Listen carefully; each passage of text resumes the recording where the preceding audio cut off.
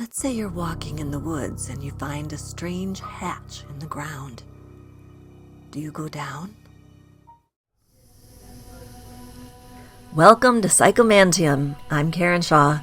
Here we venture into the other side of the mirror, paranormal mysteries, scary stories, and all things supernatural.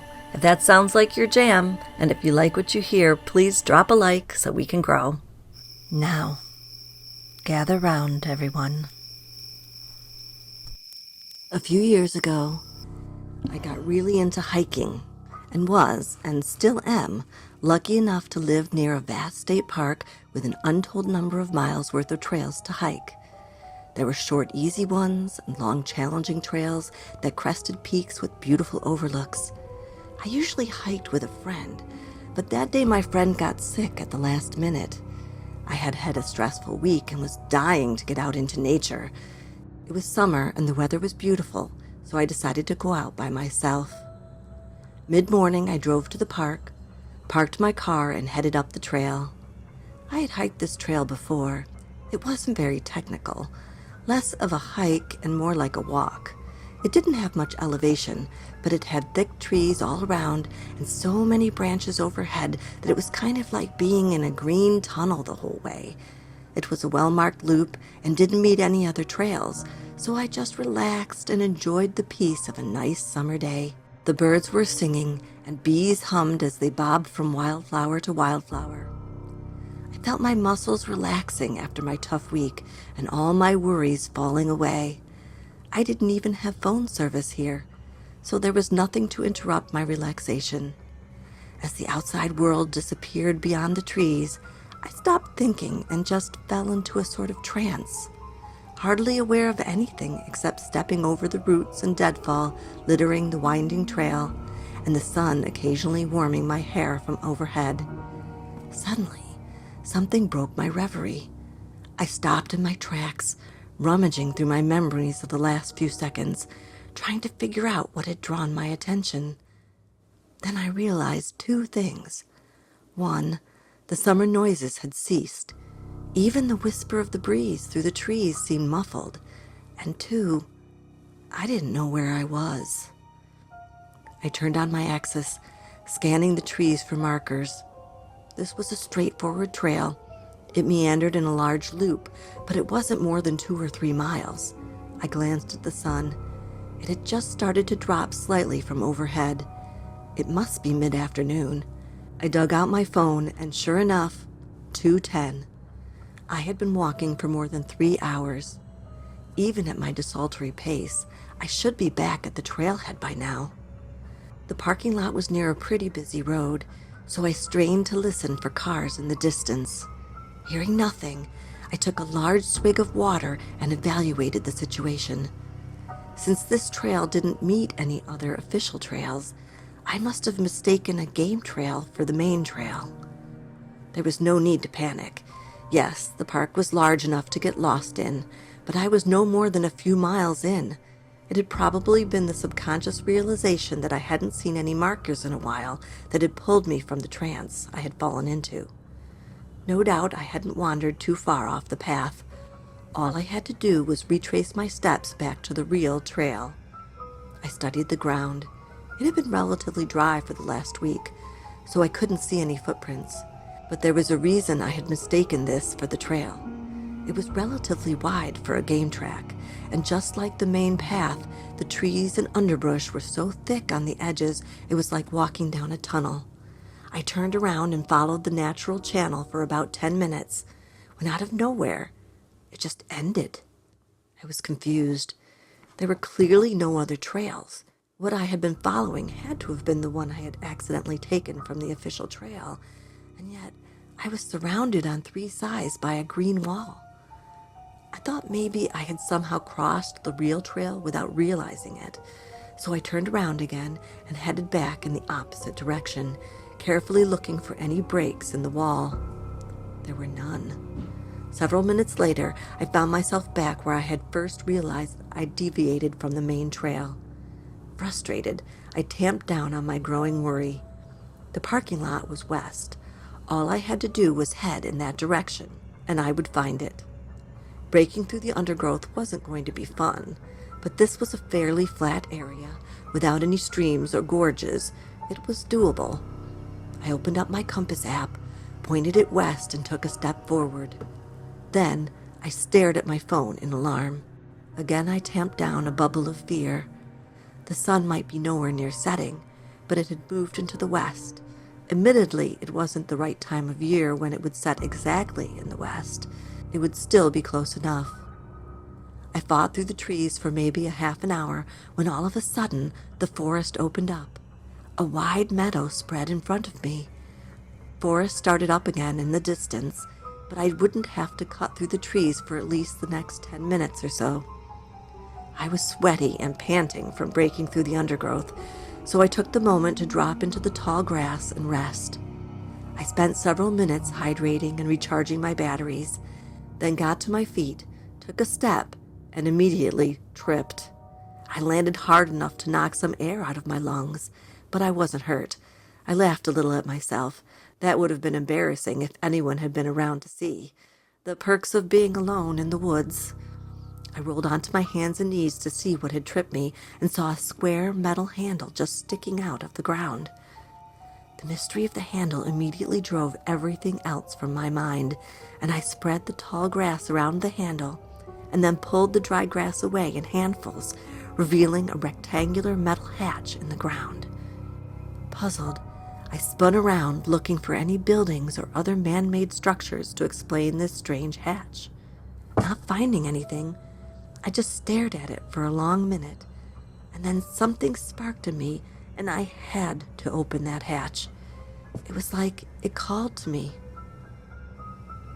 In the grip of the compulsion, I quickly ripped the rest of the overgrown grass away from the perimeter and grabbed the handle, half expecting I wouldn't be able to get it open, considering it had obviously been here for who knows how long, maybe decades. But to my surprise, it opened. I let the door rest back on its hinges and peered down into the hole.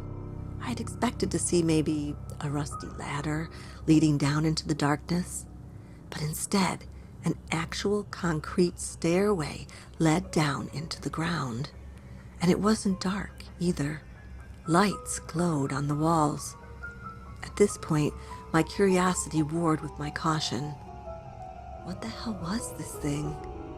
Since the lights worked, it clearly wasn't abandoned, and yet the grass had had time to grow over the hatch. The word hello formed in my throat. The lights were on. Somebody had to be down there. Maybe they could help me find my way out of the park. But somehow, I couldn't make myself call out. I don't know what stopped me. I guess there was simply something unnerving about finding the unexpected, an innate fear response to the abnormal. Whatever the cause, my heart rate picked up and goosebumps rose on my arms. Part of me screamed to close the hatch and get as far away from it as I could. At the same time, maybe the stairway led to the parking lot. It was pointing in the direction I was heading. I sat there for a moment, just staring down at the hatch. Maybe it was because the hatch was in the middle of nowhere. Maybe it was the strangeness of an apparently deserted place being well lit. But I couldn't shake the tendril of fear snaking down my neck. I looked at the forest in the distance. It might take me hours to fight through to the parking lot, and there was a possible access point right in front of me.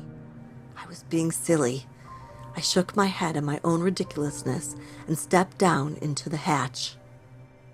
As I walked down the stairway, I marveled at how clean it looked. For having been covered for an unknown length of time, there was only a small amount of grass on the top couple steps that had fallen inside when I'd opened the hatch. I would have expected to see dirt and maybe roots pushing through the concrete, maybe even moisture collecting on the walls. But the walls were smooth and dry. Again, I felt that odd rush of fear, my breath speeding up, my mouth drying. But I gathered my courage and started down the stairs. Maybe it was because concrete walls were on all sides of me, but my footsteps, even in my rubber-soled hiking boots, seemed unnaturally loud on the steps. That shouldn't have bothered me. I was lost. Having someone hear and come find me was a best-case scenario. But somehow I felt exposed, as if someone were watching just out of sight. I scanned the ceiling and walls for cameras, but except for the lights behind their metal reflectors, nothing broke the pale surfaces. I forced myself to continue moving deeper, one foot in front of the other. I walked for several minutes, the whole time becoming more and more uneasy. Despite the lights, I couldn't see the bottom of the stairwell. A stairway in the middle of a park is already strange, but the depth seemed bizarre. I thought maybe this was a mine. I hadn't heard of mines in the area, but I hadn't paid much attention to anything about the park except the trails. Looking back, it made no sense for there to be a mine in the park, but I suppose I had been grasping for a rational explanation. Still, I had no idea how much deeper this stairway went. At this point, my growing disquiet overpowered logic, and I stopped for a second and considered if I wanted to go down any further. I couldn't even see the hatch anymore. Who knew how deep this thing went? Still, whatever it was clean and about as bright as a stairway underground could be, which meant there had to be people down here. Rationality won out, and I pushed forward, making a deal with myself to give it a few more minutes at least. After all, I could turn around at any time. Down and down I went, and then, at last, I saw the bottom. I sighed in relief and sped up. There was a metal door across from the landing, and I was sure there would either be people on the other side or another stairway going up to a maintenance building or even the parking lot. In spite of my upbeat expectations, I couldn't shed the edginess that had dogged me the whole way down, and I stood in front of the door for a minute, my breath hitching in my throat with every inhale, then reached out to turn the knob, fingers trembling, thinking, watch it be locked after all this. It wasn't. The knob turned easily and I pushed the door open. A long corridor stretched out in front of me. I couldn't even see the end. I stood there for a while, aware of my beating heart and the prickle of the tiny hairs at my nape.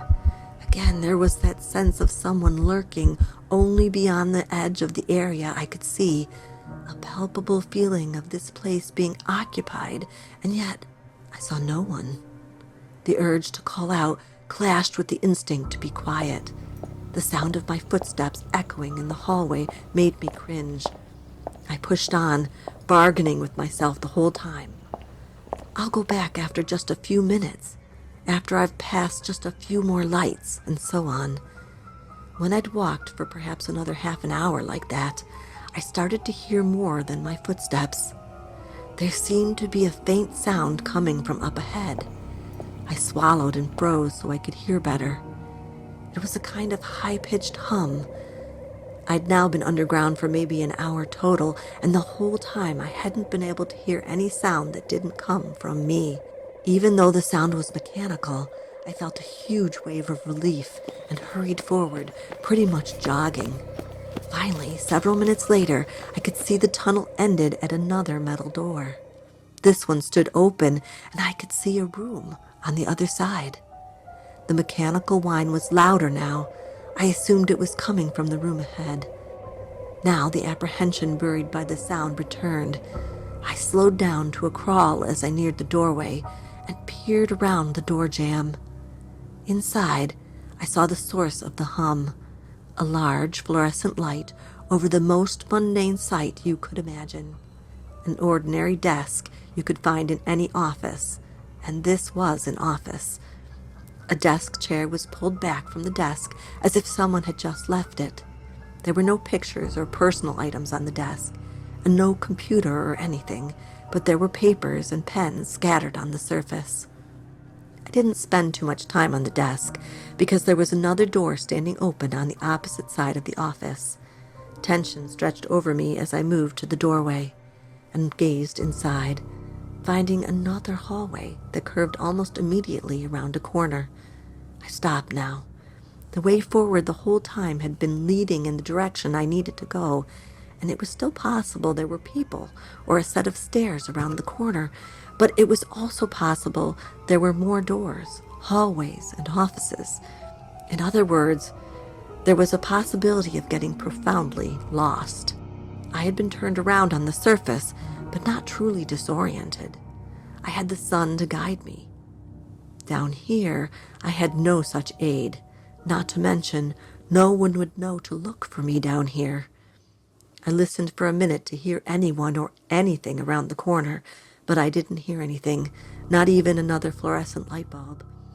I peeked around the corner to see the hallway turn again and sighed, turning around.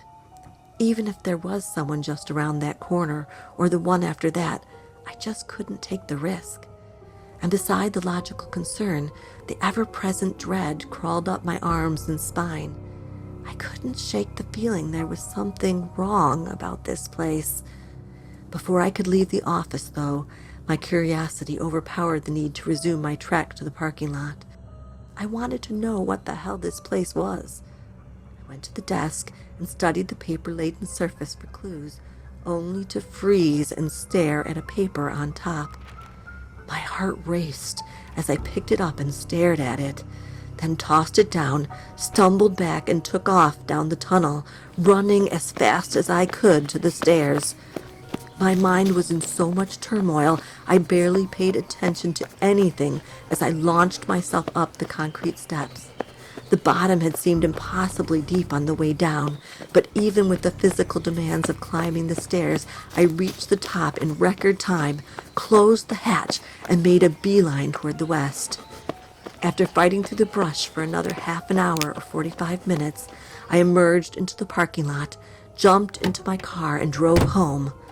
The drive itself a complete blur. I didn't stop until I was safe in my own driveway. What had I seen that had driven me into such a mad dash? The paper on the desk had been a newspaper. The paper had been dated to 7 days ahead of what had been the current date. That's right, 7 days in the future. But freaky as that was, it wasn't what had set me running. The headline had read, "Missing hiker's body found after 5-day search." There was a picture beneath the headline, a picture of me. As the days passed, I started to doubt what I had seen. Maybe the picture had been of someone who just looked like me. Still, I knew that couldn't be the case. There'd been a name under the photo, and it was mine. What's more, I recognized the photo.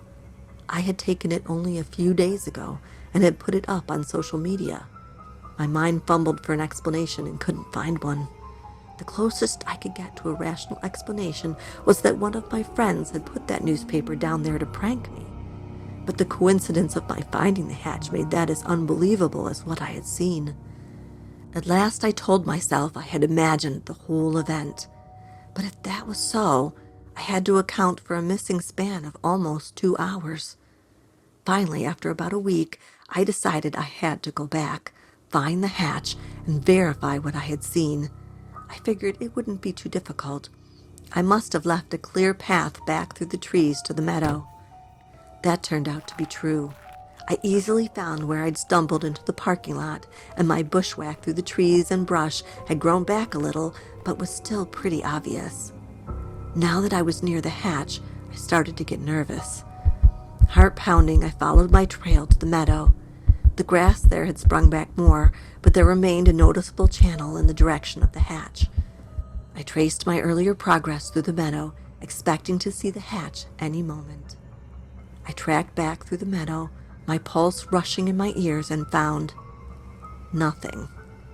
The hatch was gone. There was a depression where I had sat and rested, and a divot in the grass that led back into the forest, but no hatch. I searched the meadow for almost an hour, unable to believe the hatch was gone. When I had examined every foot of the meadow, I had to admit there was no hatch. Maybe there had never been. But if there had never been a hatch, what had I spent 2 hours doing? Since my experience, after initially avoiding the park for a while, I've now been back several times, at first with others and later alone. And in those visits, I have never found the place where I went off trail, let alone the hatch. Most people would probably conclude they'd somehow fallen asleep after sitting down and dreamed the whole thing, but I just can't. The experience was so real and linear, and there was none of the fogginess or disorientation of waking from a dream. Over the years, I have come to one inescapable, though some would say crazy, conclusion. I believe I slipped into a parallel dimension, a place where time was ahead of ours, where there was a complex underground, and a place where the parallel me had gone into those woods and never returned.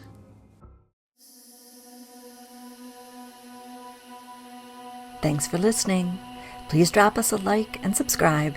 In the following days, look for more stories, both true and fictional, and explorations of all things creepy and unexplained.